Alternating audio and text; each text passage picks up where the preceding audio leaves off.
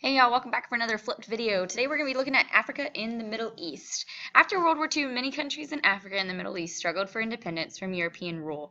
After they had gained that independence, they faced other challenges that were created by political, religious, and economic issues. The objectives for this video are: what political challenges did Africa face following independence from European imperialism, and how have regional issues contributed to conflicts in the Middle East? Golden Rock historians will examine the different political challenges that Africa faced post-imperialism and evaluate the extent to which regional issues contributed to conflicts in the Middle East. While you're watching, make sure that you're taking notes in either Cornell or outline format as we talked about in class. It's okay if you need to pause or rewind the video to make sure that you understand all the information and that you're taking good notes. In South Africa, the colonial powers began a process of decolonization in 1945, which was the withdrawal of the colonial powers from their colonies in the areas of influence. In the early 1900s, South Africa was run by white Afrikaners, also known as Boers, that were descendants of the original Dutch settlers. Even though South Africa had received its official independence from Great Britain in 1910, non-whites were not free under the Afrikaner government of South Africa. This Afrikaner-dominated national party had instituted a policy of apartheid, which meant apartness in the Afrikaans language. The apartheid policy divided people into four racial groups: white, black, colored, or mixed ancestry, and Asian. Apartheid laws were intended to create separation between non-whites and whites, as well as impose harsh controls over non-whites.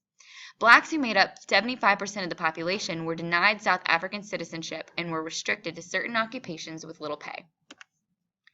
Apartheid laws also placed a lot of strict limits on where blacks could live. They were mainly required to live in impoverished areas called townships. The government laws restricted the types of businesses that were allowed in these townships that ensured that the African Americans living there would stay poor. In the early 1900s, a group of blacks in South Africa formed the African National Congress. The ANC had petitioned the government and held peaceful protests against apartheid. The ANC was mainly led by Nelson Mandela. In 1960, the ANC drastically changed its peaceful philosophy after the shooting of protesters in Sharpeville. ANC leaders, including Mandela, decided that they would have to meet violence with violence, and as a response, the government banned the ANC and jailed Nelson Mandela. In 1976, a major student protest movement known as the SUEZ Uprising had protested the government decree that black schools teach their students Afrikaans.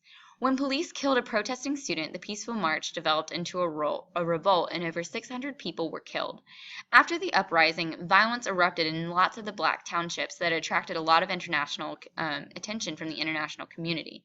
By this time in the United States, the civil rights movement was over, and African Americans had received equal rights under the Civil Rights Law of 1965.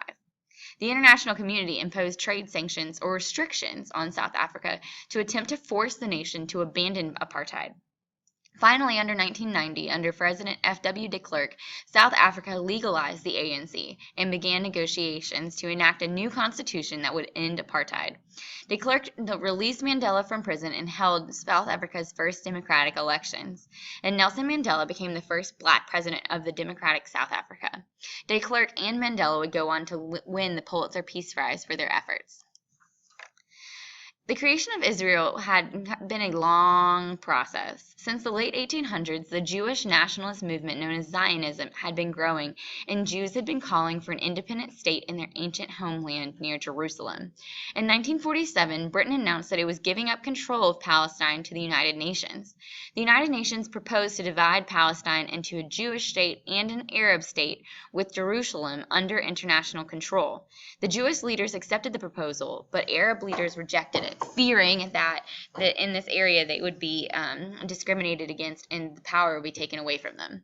The day after Israel declared its independence, armies from the Arab countries of Egypt, Syria, Lebanon, Jordan, and Iraq invaded Israel, launching the first Arab-Israeli war. There would be a couple other Arab-Israeli wars following this. Arab states negotiated ceasefire agreements with Israel, but they did not sign permanent peace treaties. At the end of the war, Egypt controlled the Gaza Strip, and Jordan controlled the territory known as the West Bank. In the picture to the left, you can see that the West Bank was the area up in the top right-hand corner, while the the Gaza Strip was the area closer to the Egyptian border down in the left corner. In Egypt, there was also conflicts over the Suez Canal. Egypt had gained formal independence from Great Britain in 1922, but British troops still occupied the canal zone. The growing gap between rich and poor under the post-independence government also angered many Egyptians. A group of young nationalist army officers staged a coup for their leader, Gamal Abdel Nasser. Nasser became the most important figure in the Arab world after his confrontation with Britain, France, and Israel over the Suez Canal. He had refused to join the Baghdad Pact that the U.S. led against communism in the Middle East, and he requested that the Western countries sell him arms. But because he didn't join the Baghdad Pact, they refused to sell him arms. So Egypt turned to Czechoslovakia, which was controlled by the Soviet Union, and signed an arms deal with them, which essentially was them signing an arms deal with the Soviet Union. The United States and Great Britain responded by refusing to loan Egypt money to build a dam on the Nile River. In response, Nasser took control of the Suez Canal, which was controlled by Britain and France. Nasser's reaction was celebrated as an act of defiance against European imperialism, but the British and the French were outraged by the seizure of their property. Britain, France, and Israel launched a coordinated attack in 1956, but the United States not support these actions, which created tensions with the Soviet Union. The United States, as a part of this, encouraged Britain, France, and Israel to withdraw, and they did. But Nasser had promoted pan-Arabism, or Arab unity, hoping to unite the Arab world altogether to fight Westernism. About two-thirds of the world's known oil reserves are located in the Middle East. The oil reserves were a great source of wealth for Saudi Arabia, Iran, Iraq, Kuwait, and other countries. These countries come together to form OPEC, the Organization of Petroleum Exporting Countries, which attempt to regulate the production of oil to maximize profits. The oil revenues allowed governments in the Middle East to modernize their countries and promote industrialization, economic development, and other social programs. However, the growth of Islamic fundamentalism, a movement to reorder the government and society according to Islamic law, also is causing conflict with the Middle East. Fundamentalists believe that Muslim countries have strayed from the path of true Islam by following Western models of political and economic development. They also believe to use violence to try to bring about the change that they want. OPEC and some of the countries that are involved, such as Saudi Arabia, Kuwait, and Iraq and Iran, have Islamic governments located inside them. The Arab-Israeli conflict that had began with the establishment of Israel had continued on after a few years. In 1967, Egypt demanded that the UN remove its troops from Gaza and the Sinai Peninsula. In the picture located in the right top-hand corner, you can see the Sinai Peninsula was a part of Egypt previously and was now occupied by the UN. And also, they moved Egyptian troops into that Sinai Peninsula, cutting off Israel's route to the Red Sea. Israel launched airstrikes against Egypt, Syria, and Jordan, enabling them to rapidly defeat the Arab forces and gain control of the Gaza Strip, the West Bank, and other regions in the Six-Day War. Determined to win their territory back, however, Egypt and Syria launched the Yom Kippur War, a surprise attack against Israel in 1973.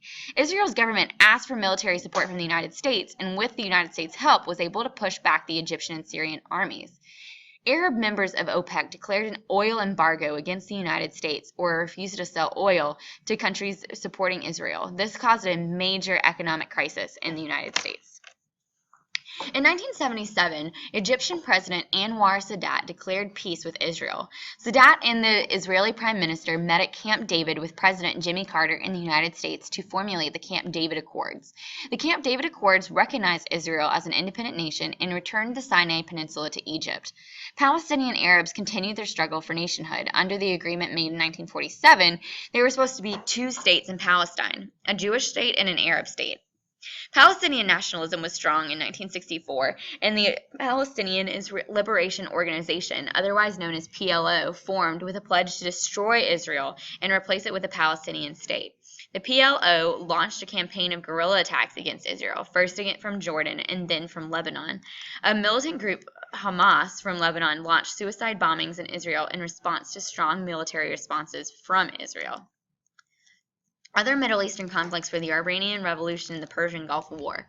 In 1978, Iranians began to protest the Shah Mohammad Reza Pahlavi, who had close ties with Western governments. The protests were inspired by Ayatollah Ruhollah Khomeini. During the Iranian Revolution, Iran became an Islamic republic. The government became strongly anti-United States. In 1979, following the revolution, a revolutionary seized the U.S. Embassy in Tehran and took 66 Americans hostage and kept them for 444 days. In 1990, Iraq accused Kuwait of drilling into an Iraqi oil field and stealing oil, which Saddam Hussein used as an excuse to invade Kuwait. The UN passed economic sanctions against Iraq, which failed, and the U.S. led a UN coalition force in the Persian Gulf to attack the Iraqi forces in Kuwait. In weeks, Kuwait was freed, but the Arab nations now had something else to hold against the United States. In the 1990s, there was a series of terrorist attacks on American targets led by al-Qaeda and Osama bin Laden. Al-Qaeda launched its deadliest attack on September 11, 2001, when it crashed 2 commercial passenger planes into the Twin Towers in New York City. One plane into the Pentagon in D.C., and then another into a field in Pennsylvania, killing over 3,000 people. The attacks were supported by the Taliban, the government of Afghanistan, and were a part of the Islamic fundamentalist movement. Following the UN-led inspections of Iraq, the UN worked to create a new democratic government in Iraq.